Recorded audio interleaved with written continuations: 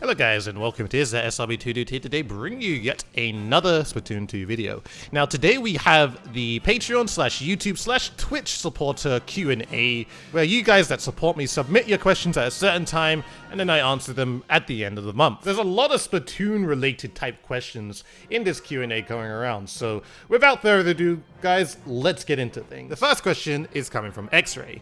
What advice and or tips can you provide during solo queue to succeed during all modes using the backline role?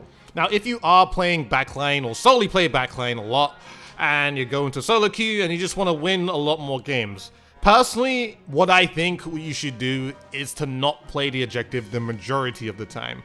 And this kind of applies for modes like Tower Control, Rainmaker, and Clan Blitz. What you usually would want to do is go for picks and anchor and hold for your teammates. Now, why I say don't play the objective the majority of the time is because with the type of weapon you're using, whether it be heavy, ballpoint, jet squelcher, or charger, it is a much better weapon to support the person that is on the tower or go for picks. In general, the player that's going to be more of the objective player is going to be the weapon that has some sort of a midline role, which would be H3, Undercover Umbrella, Dually Squelcher, and so on.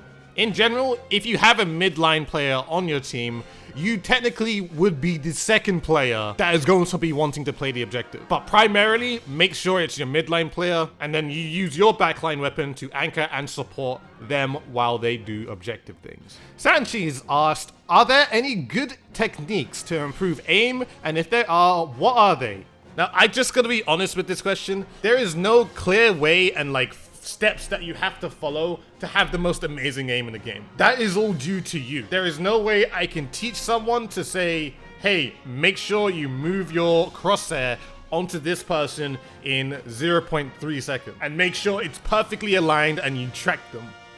This all comes down to what sensitivity is comfortable for you. And it's a thing where you are going to have to experiment with each one to find out which is the most comfortable for you. The only real thing I can say is make sure that you have a fast gaming monitor. One that has 1 millisecond of response time and input lag as minimal as possible. If you're playing on a huge plasma screen TV and you're saying to me, oh, I just turn it to game mode and it just works fine, perfectly. I'm going to shut that down right now and say you are completely wrong. Switch to a gaming monitor and you'll see the difference on how much better you play. Other than that, keep practicing, play the game as much as you can every single day, just to build your consistency. Of course, that depends if you can put that much time into the game, but honestly, those are really the only tips I can give you. X-Ray also asked, why did I call rollers scumbags in the past? Well, back in 2015, Spittoon was very, very new to me, and it was pretty much just a silly joke I made up. There's nothing else other than that. In this current day, it's not really that funny to me, but, back then, yeah, it was pretty funny. Lex Break asked, if you could have your Inkling in Smash Ultimate, how would he be different from the Inkling that is already in it? Well, if my Inkling was in Smash Ultimate, it would technically be I guess my Splatoon 1 look palette. Like, if you guys have seen my Splatoon 1 Tearing It Up series and you've seen the clothing on that, it would have the studio headphones, the rugby shirt, and the Rockenberg blue moto. And it would also have all my voice clips of course, me. So, I think that'll be a good difference compared to the regular ink. Sky Guys asked, before your YouTube / Twitch career, what did you originally plan on doing as a full-time job? So that's an interesting question because honestly, before I started taking YouTube and Twitch seriously, I was wanting to apply for a university to further study on things like media production and basically what I'm already doing right now. And it was a thing where I guess one of my co-workers from my previous job when I used to be a lifeguard had told me that he did the exact same thing and it was a complete waste of time. And I showed him my YouTube channel and all that, and he just told me straight up, if you just put all of that in a portfolio or something like that, and if you decided that maybe you wanted to move into, to the TV editing industry and stuff like that, what I already have is really good. And it'll just basically be a waste of money for me to spend, go to university to learn what I already know. Basically, I'll be in the same area of work, but with YouTube and Twitch, I can't say no. Caliph asks, alright, I have 2 questions. So, since you're in Ghost Gaming, do you think you can tell us the meaning of Olive? Also, is the team name up for grab? Well, the team name is not up for grabs since we are sponsored and technically we are still Olive, but we are under the name as Ghost Gaming. And just to say, of course, like some people probably don't realize this, but sponsors don't last forever. I mean, it would be nice, you know, if Ghost Gaming wants us to stay with us forever, then sure. Because how Ghost Gaming has treated us, we've definitely felt a part of their organization, and it's really, really heartwarming. But as for the meaning of Olive, I've already said it, Team Olive, the answer is in the name. And if you want to figure that out, there you go.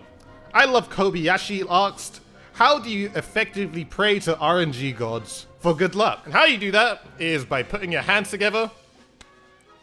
Probably heard that on the mic. And then you look down, you close your eyes, and just say, please RNGesus, make me worthy. Please let me hit my shots. I am the 96 gal. Please. You just gotta say please, just be polite, and you know, RNGesus will decide with its RNG brain whether you're worthy to hit shots or not. That's just how it goes, unfortunately. B-Poppy asked, hello dude, I want to ask, how long does it take to set up your streams? Now personally for me right now, it takes about 15 to 10 minutes to really set up everything. Like honestly, I just turn on OBS, I have everything already set up on that, so that's not a problem. I have to put my Twitch dashboard on my top screen. I put OBS on my top screen. I put stream labels on my top screen and everything. I put the Twitch chat on my top screen. So basically everything to do with the stream is all on the top screen. All my gaming, of course, Splatoon, is on my right monitor.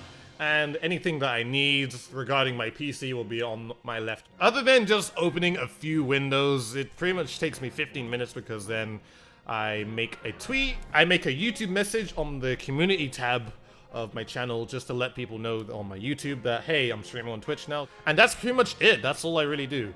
If you guys don't get my, I guess, community tab messages, make sure to hit the bell button so you do, just in case you guys want to know if I'm streaming. Blaze Shot You asked, is it hard for you to stay confident from plausibly losing an important battle in this Splatoon tournament?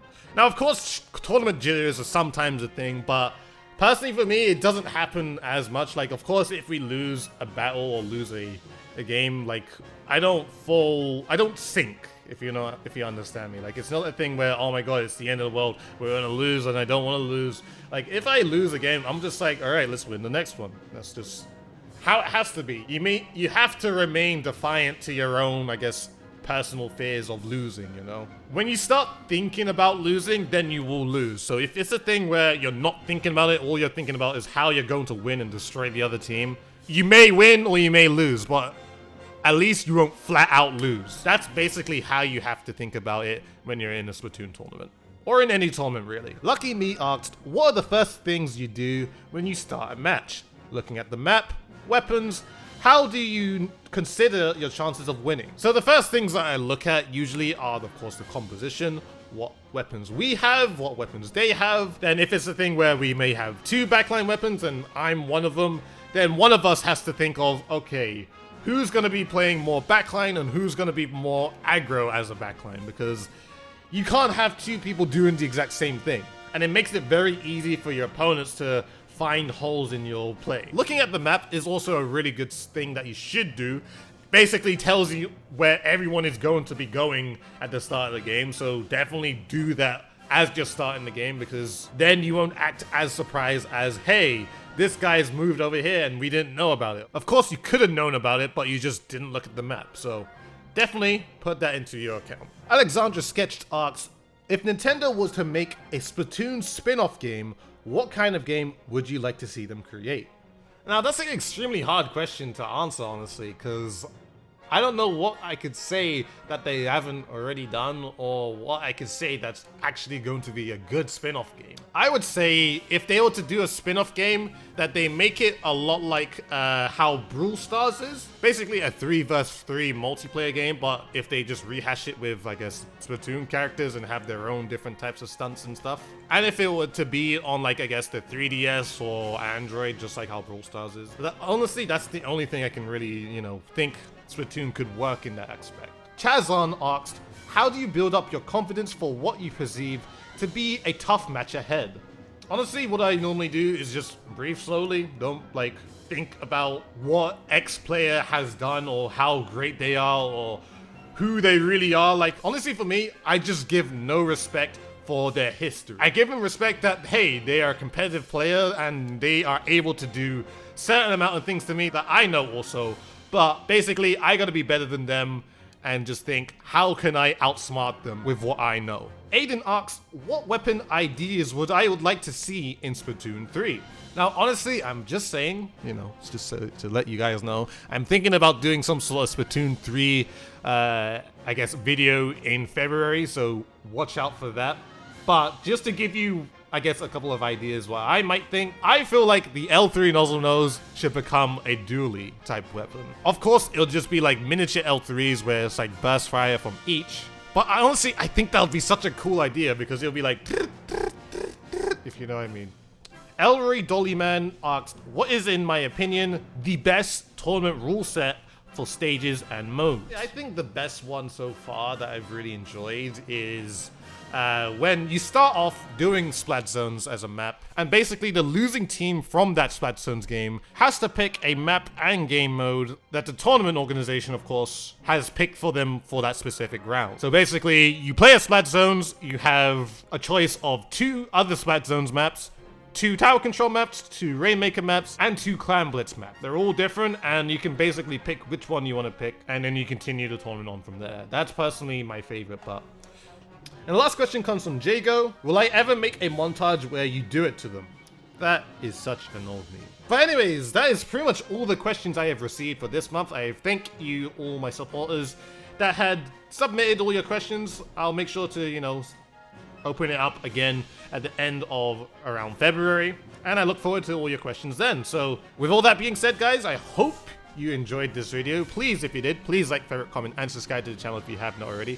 Follow me on Twitter and Twitch, both in the description below, or for both of you feeling generous. Make sure to hit the notification bell to make sure that you guys know when I'm streaming or whenever I upload a video. So with all that being said, hope you guys have enjoyed, and I shall see you guys in a future video.